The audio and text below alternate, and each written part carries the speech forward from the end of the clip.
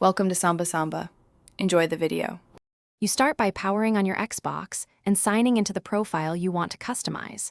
Once done, open Settings and confirm the console is fully updated so new UI options appear. Make sure you already have the image you want. Copy it to a FAT32/NTFS USB drive or upload it to OneDrive from your phone or PC. Now navigate to Profile and System Settings General Personalization to begin. This prepares the system and places the file where the Xbox can access it.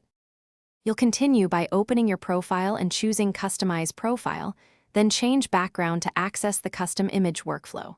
From here, select Custom Image and pick the source, USB if you plugged in a drive, or OneDrive if you uploaded the file.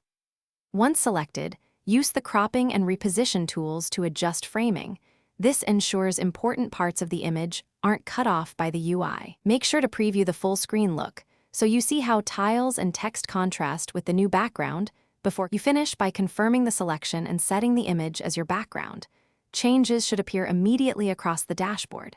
If the image won't apply, check the file type, use PNG or JPG, and ensure it meets Xbox size requirements. Oversized files can be rejected. Make sure the image is on the correct drive or in OneDrive and visible. If you still see a blank preview or error, restart the console and try re-uploading the image. That usually resolves caching or permission issues. Thanks for watching. Consider subscribing if we helped you.